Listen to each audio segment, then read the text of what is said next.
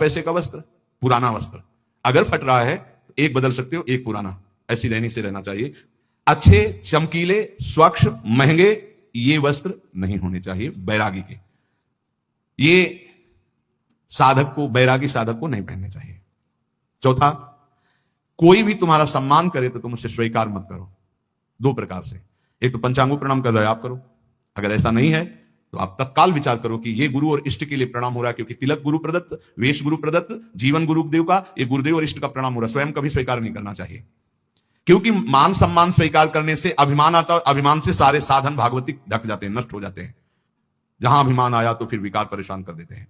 जैसे नारद जी को थोड़ा आ गया कि मैं काम विजयी हूं, तो फिर आगे की चरित्र सुना ही है। पांचवा, अपने को तो सम्मान नहीं लेना, लेकिन दूसरे का सम्मान जरूर करना है। दूसरे को इतना सम्मान दो मानो भगवान हमारे पधारे हैं, ऐसा भाव। यहां तक वर्णन कि यदि आप श्री जी की सेवा कर रहे हो, कोई वैष्णव आ गए तो श्री जी को ऐसे पधरा दो, जैसी स्थिति में हाथ जोड़कर खड़े हो, पहले वैष्णव का सम्मान करो, फिर श्री जी की सेवा करो।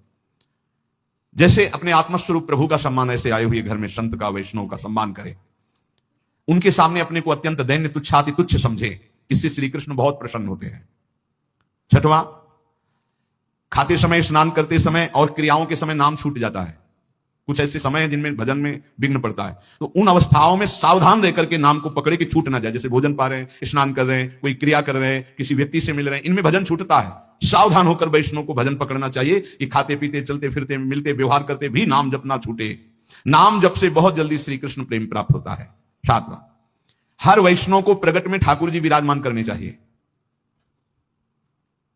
नाम, राधा नाम विराजमान, छोटा सा राधा नाम, जरा सा इत्र, स्नान कराया, इत्र लगा दिया, भोग लगा दिया, पर सेवा जरूर होनी चाहिए। बिना सेवा की कोई वैष्णव नहीं होना चाहिए। प्राय ऐसा होता है, कोई शालिग्राम जी रखते हैं, कोई गोपाल जी रखते हैं, पर ठाकुर सेवा प्रत्येक वैष्णव के पास होनी चाहिए। जो परम पवित्र मन वाले हो चुके हैं वो मानसिक सेवा भी कर सकते हैं, प्रगट सेवा और मानसिक सेवा आराध्य देव की। उपासक को चाहिए कि बनावटीपना बिल्कुल तुम्हारी साधना में नहीं होना चाहिए। बनावटीपने का मतलब होता है कि जैसे ऐसे बैठे हैं, शहर में से बैठे हो, चार लोग दर्शन करने आते, कोई बनावटी नहीं होना चाहिए। वो फटाफट माला लिया, ऐसे गप्पा मार रहे थे, फटाफट माला लिया। कोई भी दम नहीं, कोई भी पाखंड नहीं, कोई भी नाटकबाजी जीवन में ना आवे, नहीं तो बहुत बुरी तरह साधक चौपट होता है। जब तुम नाटक करोगे ना तो माया को आदेश कर देंगे भगवान, कर नाटक इसके साथ, वृंदावन छूट जाएगा, भजन छूट जाएगा। हाँ, इसलिए किसी भी वैष्णव को किसी भी तरह का कोई नाटक नहीं करना चाहिए। नाटक बिल्कुल ठीक नहीं है। जो वैष्णव है वो केवल प्रभु प्राप्ति का लक्ष्य रखता है। महाप्रभु रघुनाथ दास जी को लक्ष्य करके साधन साध्य का उपदेश कर रहे हैं। 8 बजे रात्रि तक खूब नाम कीर्तन होता रहा। फिर जो गौड़ीय भक्त आए हुए थे महाप्रभु, उनसे मिले। इतने में शिवानंद जी जो मार्ग में पूछवाया था मजूमदार जी ने, तो वो जब वहां आए तो रघुनाथ दास जी को देखा, तो रघुनाथ दास जी भाग करके महाप्रभु के पास आए थे। सेन महाशय से कहा कि वो तो यहां आए हुए हैं, तो बोले हमें तो रास्ते में पूछवाया था उनके पिता, तो एक बार अगर आदेश हो तो मैं वहां सूचना दे दूं, क्योंकि वो सब बहुत व्याकुल है। जाकर सिंह और के द्वार में देखा तो सबसे पीछे फटी गुदड़ी, शुष्क शरीर हो रहा है, और श्री कृष्ण नाम लेते हुए सुप्रवाह करते हुए वो आहरण श्री कृष्ण कीर्तन। उन्होंने विचार किया कि इनसे क्या पूछना कि तुम्हारा सकुशल हो, इनका तो परम सकुशल है। सकुशल तभी माना जाता है जब भगवान का चिंतन होता है। जैसे आजकल लोग पूछते हैं कुशल मंगल, बोले हाँ सब कुशल मंगल, तो कुशल जानते किसे कहते हैं? तब लगी कुशल न जीव कहूं, सपने हूं मन विश्राम, जब लगी भजत न राम कहूं, शोक धाम तज काम।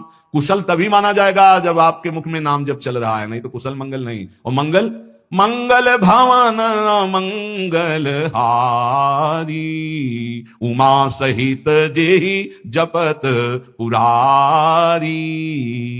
मंगल भवन भगवान का जो स्वयं उमा सहित भगवान शिव नाम जप करते हैं। यदि नाम जप नहीं हो रहा तो कुशल मंगल नहीं तुम्हारी।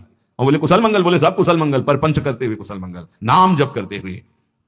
सेवक ने तत्काल पत्र लिखा, शिवासेन ने पत्र भिजवाया जगन्नाथपुरी से कि आपका पुत्र निश्चिंत रहिए, महाप्रभु की कृपा से यहां विराजमान है, पर जो स्थिति है वो तुम सह नहीं पाओगे। रघुनाथ दास सिंह पौर द्वार पर खड़े होकर भिक्षान जो मिलता है उसी को पाते हैं और किसी से कोई और सुख सुविधा नहीं लेते। जब उनके माता पिता के पास पत्र पहुंचा तो हाय हाय मच गया कि अरबों खरबों की संपत्ति और बेटा भीख मांग रहा है सिंह पौर द्वार पे। माता तो मूर्छित हो गई है सुनकर के कि कैसे मेरा रघु जीता होगा। पिता ने अपने पुत्र के लिए तत्काल 4 रसोई, नौकर, सब 400 स्वर्ण मुद्राएं साथ में, जाओ रोज रसोई बनेगी, अच्छे से अच्छे पदार्थ मेरे रघु को, अगर वो बैरागी बन के रहना चाहता है तो ऐसे रहे। हर माता पिता की ऐसी व्यवस्था। रसोईया जगन्नाथपुरी आया, 400 स्वर्ण मुद्राएं और कई रसोइये, कई नौकर। अब सुविधाजनक सुंदर भोजन बनाकर, और सेवक ने कहा कि 400 स्वर्ण मुद्राएं भी लाए हुए रघुनाथ दास जी से कहा आप सुखपूर्वक रहे। रघुनाथ दास जी ने कहा एक भी मुद्रा नहीं। रघुनाथ दास जी ने सोचा जब रसोईया आया है तो ये सुंदर भोग बनाकर महाप्रभु की सेवा हो जाए। महाप्रभु से प्रार्थना की। महाप्रभु ने, उनके पिता परम वैष्णव है ये जानते हुए, थोड़ा प्रसाद स्वीकार किया। पर रघुनाथ दास जी प्रसाद वहीं पाते, सिंगापुर वाला जो मिलता, अपने पिता के द्वारा भेजी हुई सुविधा को नहीं। महाप्रभु की सेवा 8 दिन तक ये रसोईया बला था। रघुनाथ दास जी ने फिर विचार किया कि महाप्रभु को ये सुख सुविधाएं पसंद नहीं। खुद उपदेश किया था, जब मैंने सब कुछ त्याग दिया तो फिर मेरा कुछ है ही नहीं, तो मैं क्यों महाप्रभु की सेवा के लिए अपने पिता की संपत्ति का प्रयोग करूं।